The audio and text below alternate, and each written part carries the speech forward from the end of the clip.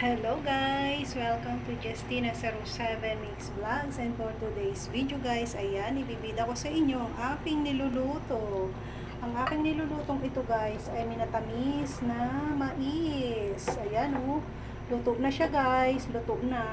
Hindi ko na pinakita sa inyo yung mga isinahog ko dyan kasi iyayaw-yaw ko na lang guys. Oo, iyayaw-yaw ko na lang. Ang nilagay ko dito guys sa aking minatamis na mais ay saging, kamote, at sago. O, ayan. May malalaking sago, may maliliit na sago.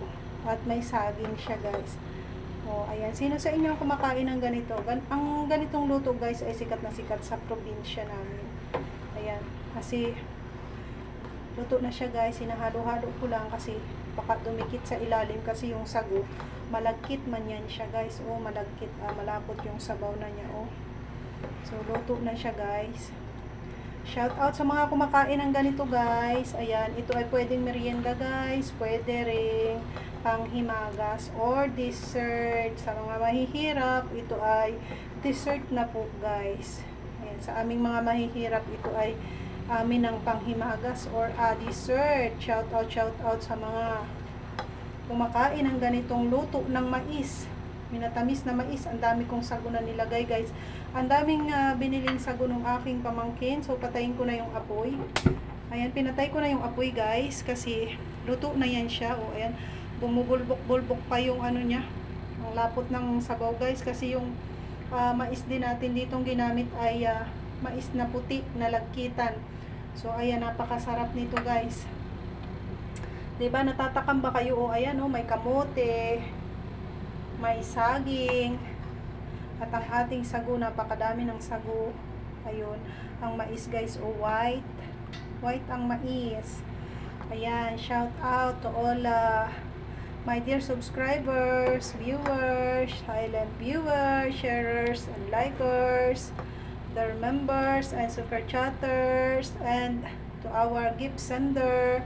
Thank you so much sa inyong lahat. At syempre, kung bago ka pala sa aking channel, huwag mong kalimutang mag-subscribe and then click the bell button, select all para lagi kang updated sa mga susunod ko pang upload na video. And hoping na natatakam kayo sa aking recipe for today. Ayan, ang aming minatamis na mais ni Justina guys. So, ayan. Masarap ito guys, merienda, at masarap ding panghimagas. Masarap i-partner sa mga ulam na prito, katulad ng pritong isda o kahit na pritong baboy o anumang prito, masarap siyang i-partner po guys. Ayan, after kumain ng mga ulam-ulam nyo dyan, ay mga prito-prito, pritong tuyo, o kung ano-ano man dyan, basta prito, ay masarap ito guys itambal.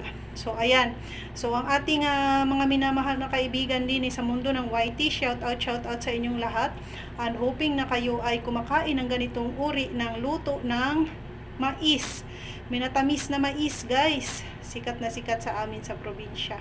Kaya ang mga simpleng luto na lutong bahay ni Justina na talaga namang masarap balik-balikan. Ayan, at masarap ulit-ulitin kasi hindi nakakasawa. Kasi yung mais guys ay hindi yan palaging meron. O hindi palaging meron, may panahon lang ng mais, 'di ba? Kaya naman talagang hindi ka magsasawa. So kapag season ng mais, ayan, makakaluto tayo ng ganitong luto. Masarap nga sana guys, haluan pa yan ng langka at ubi. Oo, langka at ubi para mas masarap, kaso wala. Ito na lang. So okay na din yan kasi masarap na din yan kasi may saging, may kamote siya, and then may sago. At ang importante doon na pinaka main na sangkap guys ay yung mais kasi ang bango-bango ng mais ba. So ayan guys, ipinasilip ko lang sa inyo ng bahagya ang aking masarap na niluto ngayong araw. Na yan, pwedeng merienda guys, pwedeng gawing merienda, pwede ring panghimagas. Ang aking minatamis na mais. Ay, natakam ba kayo guys? Natakam kayo? Nagutom kayong bigla? Masarap itong kainin kapag rainy season guys. O kasi may sabaw siya. May sabaw.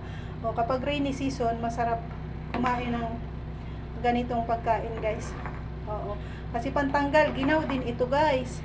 So, ayan, humahaba na yung ating video, guys. So, ayan, magpapaalam na si Justina. And, syempre, lagi kong iiwan sa inyo ang isang katagang huwag kalimutang magdasal bago magsimula ng anumang gawain sa araw-araw. And, syempre, palagi po tayong mag-iingat. God bless everyone. I love you all and thank you for watching. Bye-bye, guys. See you on my next video upload. Thank you, thank you.